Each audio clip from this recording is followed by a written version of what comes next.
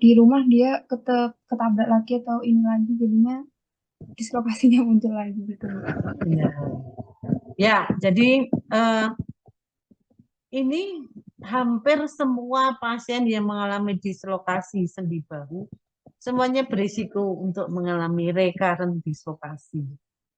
Ya, kenapa kok demikian? Ya, mungkin salah satu alasannya karena penanganan non operatif. Ya, kalau Anda eh, apa ngerti tadi penanganan non operatif itu kan tidak ada tindakan apapun selain hanya mengembalikan kaput pulmeri ke kavitas glenoidalis. Ya, padahal kamu tahu bahwa dislokasi itu keluarnya kaput pulmeri dari kavitas glenoidalis kan berisiko menimbulkan misalnya cedera, ligamen-ligamennya pada putus.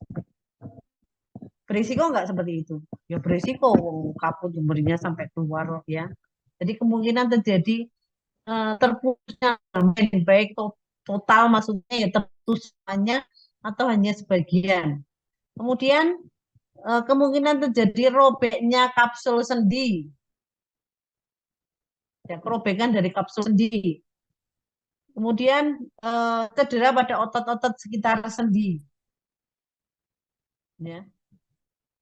Kemudian penanganannya itu hanya diberikan anestesi, kemudian direposisi kembali.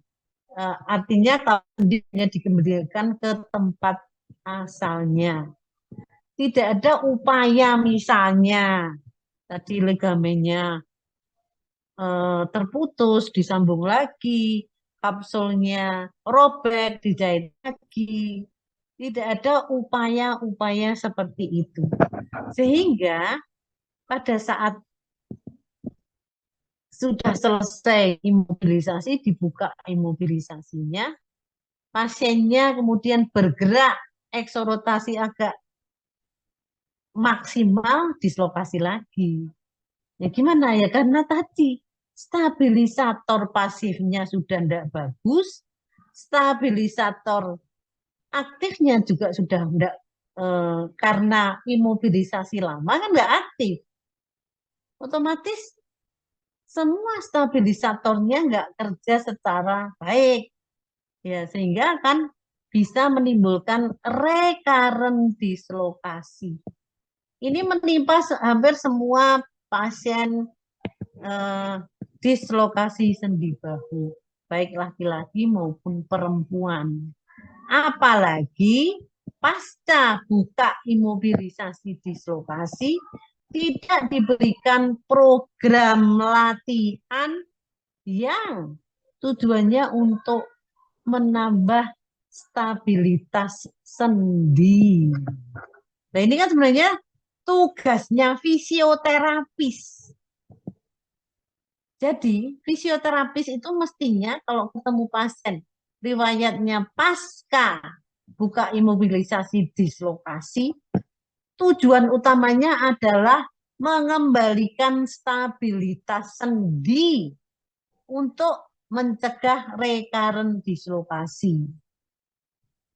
Ya, tapi beberapa fisioterapis itu nggak sadar mungkin ya, karena problem pasca buka imobilisasi dislokasi itu bisa saja keterbatasan LGS, bisa saja nyeri, sehingga mereka hanya menangani problem nyeri. Otomatis orang kalau nyeri kan akan terganggu ya, aktivitasnya juga akan terganggu. LGS-nya terbatas juga akan mengganggu fungsionalnya. Tapi dia tidak ingat bahwa ada problem yang jauh lebih besar yang harus ditangani lebih dahulu, yaitu tadi stabilisasinya sangat rendah pada pasien-pasien pasca dislokasi. Makanya mestinya yang ditangani adalah perbaikan stabilisator sendinya, karena tadi ligamennya sudah pada putus, otot-ototnya belum aktif. Ya, mestinya tujuan utamanya pertama adalah perbaikan stabilisator. Kalau nanti sudah stabil sendinya, baru kita menangani problem yang lain. Ya, sehingga kita sudah melakukan upaya pencegahan untuk recurrent dislokasi. Karena recurrent dislokasi ini menimpa semua pasien pasca dislokasi bahu. Ya, ada yang perlu ditanyakan?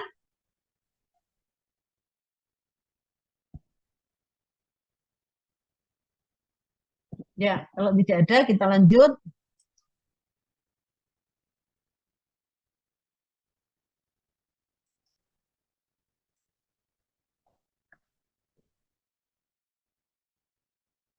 Ini dislokasi bahu. Kita lanjut untuk dislokasi sendi panggul. Ini jarang terjadi ya. Sekali lagi ini paling jarang terjadi. Ya. Tapi kita bahas ya untuk bahan atau menambah wawasan Anda. Ya. Arah dislokasi adalah anterior dan posterior, tapi yang sering terjadi adalah arah posterior. Kebalikan dari sendi bahu ya, bisa ke anterior, bisa ke posterior, tapi yang sering terjadi adalah ke anterior untuk sendi bahu. Sedangkan untuk sendi panggul, ini lebih banyak ke arah posterior. Mekanisme terjadinya dislokasi ke posterior, ini namanya dashboard mechanism yang saya ceritakan tadi. Pasien posisi duduk, kemudian terjadi benturan yang keras dari arah depan mengenai lutut pasien yang mendorong femur ke belakang. Ini pada pengemudi kendaraan roda 4. Ya. Mekanismenya disebut dashboard mechanism karena biasanya dorongan dashboard ke arah lutut yang lumayan tenaganya itu yang menimbulkan dislokasi panggul ke arah posterior. Pemeriksaannya hampir sama ya, nyeri, ada riwayat trauma, inspeksi. Posisi sendi panggul adalah posisi semi fleksi, adiduksi, dan endorotasi. Tungkai yang dislokasi tampak lebih pendek. Ingat ya, posisi pasiennya adalah semi fleksi, ADD, endo. Ini sama posisinya kalau kita ketemu fraktur kolon femoris.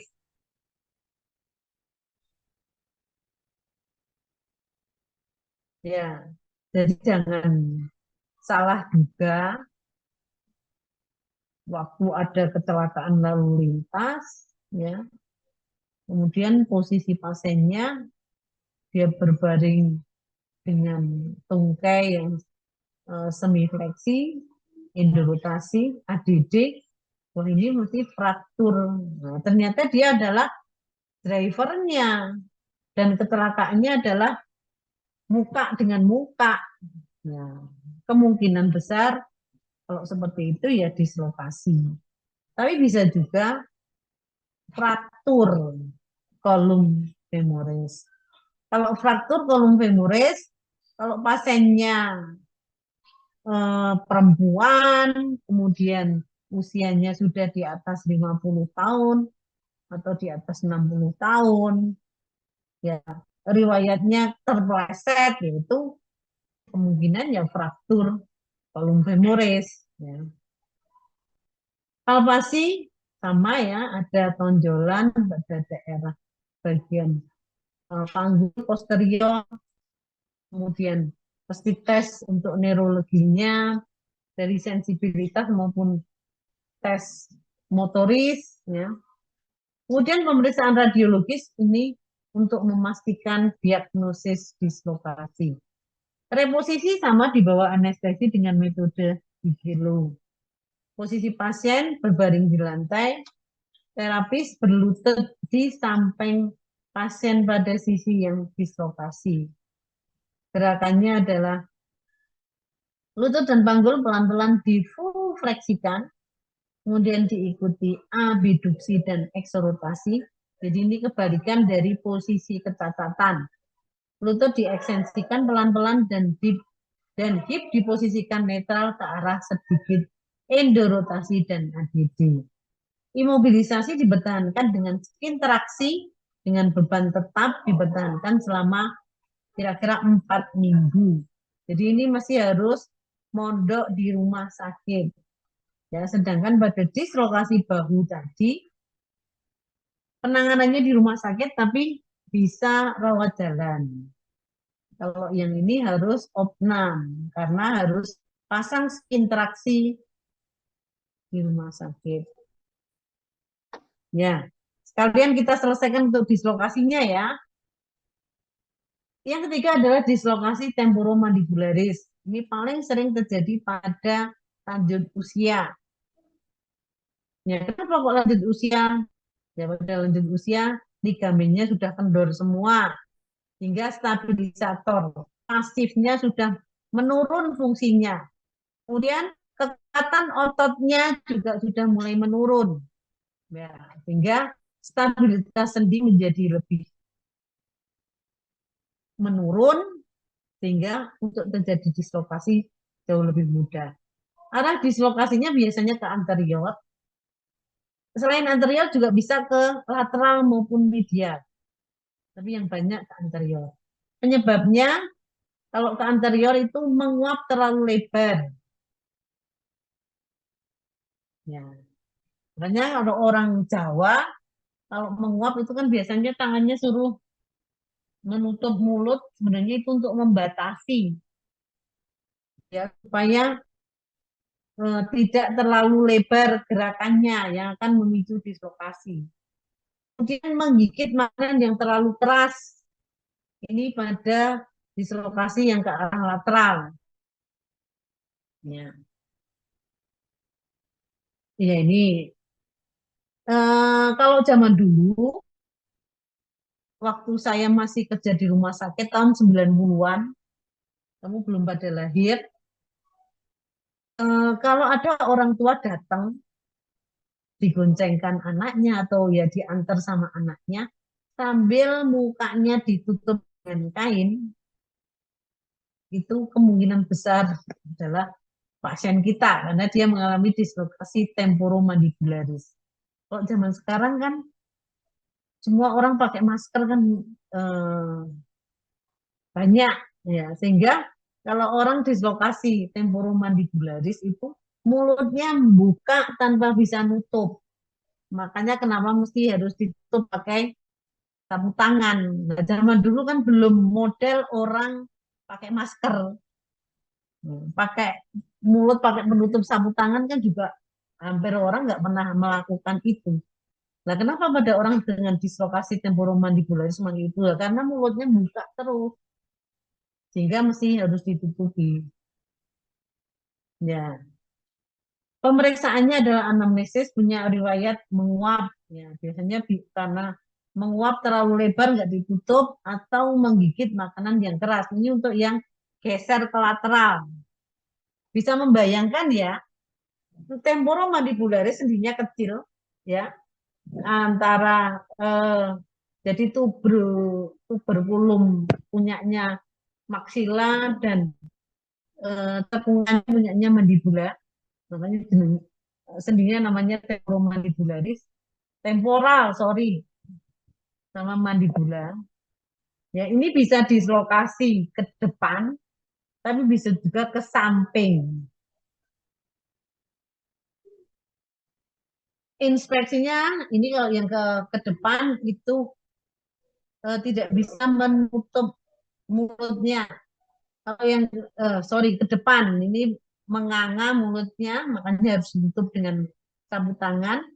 Sedangkan yang ke samping ini juga nggak bisa antara mandibula sama maksila itu kalau orang biasa kan mesti gigi dengan gigi itu akan menyatu. Ya, ini antara gigi atas sama gigi bawah meleset.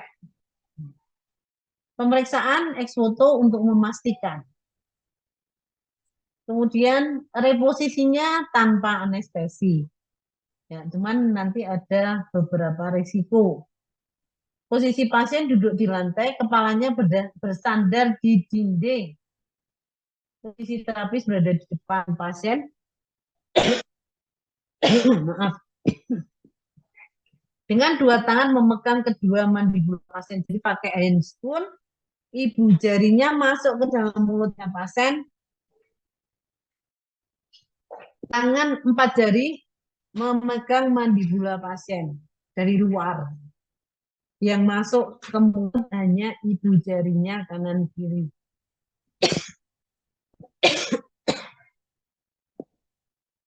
Kemudian gerakannya adalah kita tarik mandibulanya ke bawah depan. Kemudian dikembalikan lagi ke belakang dan bawah.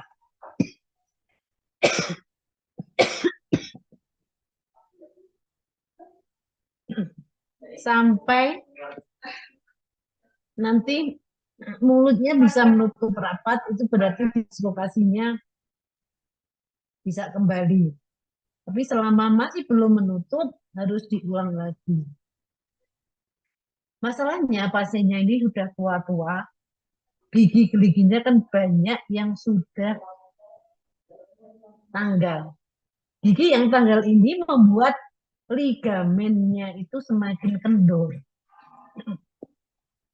Makanya kenapa kok dislokasi temporomandibular ini seringnya pada orang tua.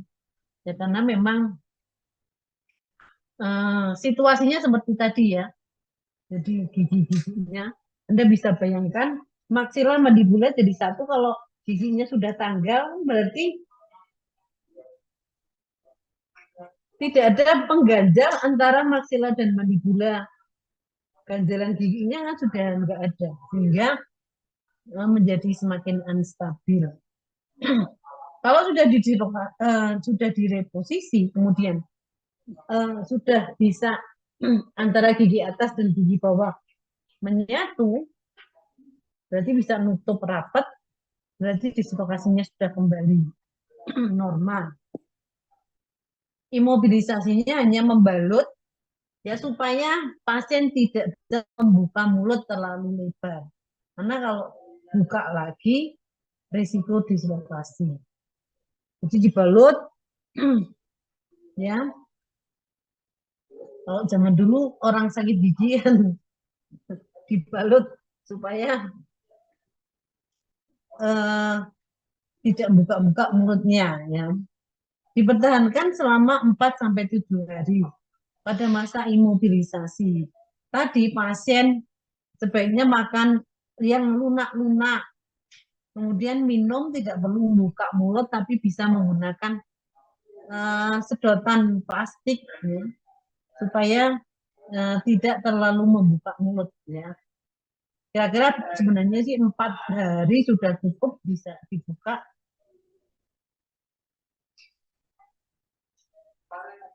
Ya, nah ini sudah selesai. Berarti materinya sudah habis. Ada yang mau ditanyakan berhubungan dengan materi dislokasi tadi?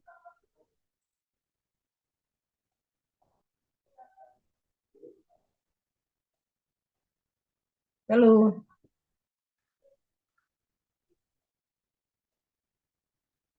Ibu, izin Ya. bertanya. Tadi kan yang temporomandibular itu kan Ya. harus makan sama bubur, intinya nggak boleh terlalu membuka. Itu Iya. kira-kira berapa derajatnya? Itu Sebenarnya kan pada saat setelah direposisi, kenapa kok perlu dibalut itu sebenarnya juga nggak boleh membuka mulut terlalu lebar. Orang kalau ini kan biasanya nggak sadar kalau misalnya tidak dibalut, kemudian hanya diedukasi, pokoknya nggak boleh buka mulut terlalu lebar. Makan kan nggak mungkin akan membuka mulut sedikit. Misalnya sendoknya agak tebal, otomatis orang akan buka lebih lebar lagi. Sampai dia bisa makan dengan enak. Makanya kenapa kok dengan bubur Bubur itu mungkin sendoknya nggak perlu dimasukkan, tinggal yang penting buburnya masuk kan. Jadi itu sebenarnya adalah upaya untuk tidak membuka mulut lebar-lebar.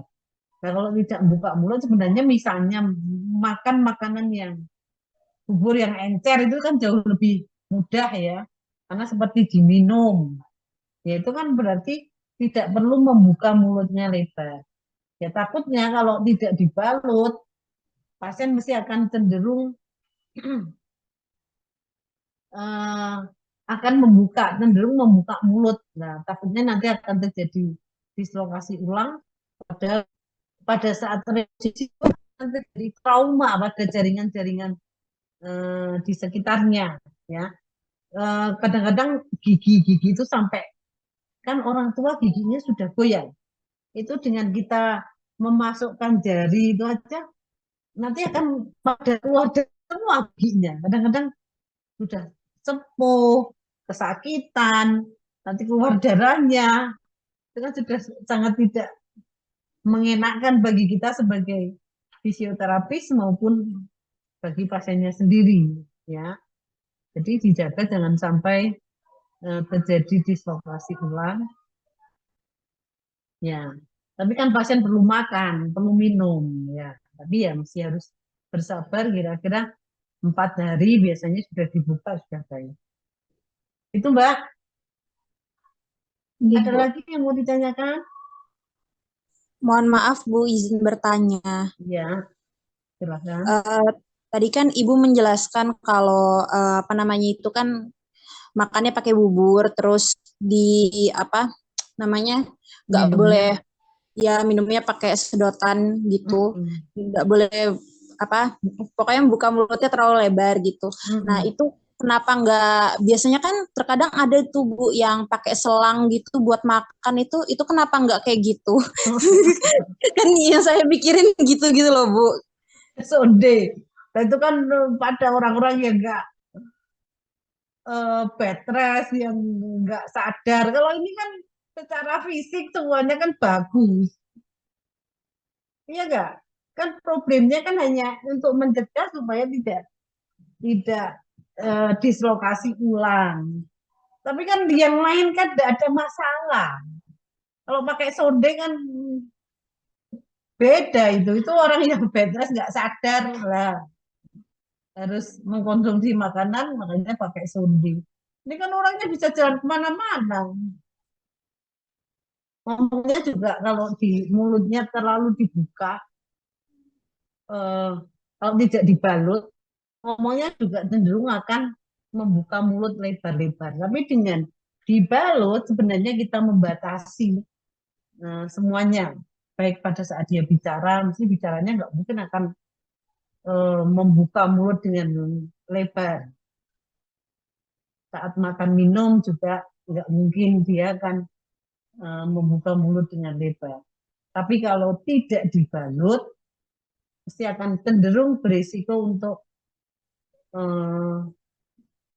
nanti akan terjadi pembukaan mulut yang lebar. Cuman itu sebenarnya tujuannya. Nanti kalau sudah 4 hari atau maksimal 7 hari ya sudah kembali normal, nggak ada masalah. Itu Mbak. Iya Bu. Ada lagi yang lain?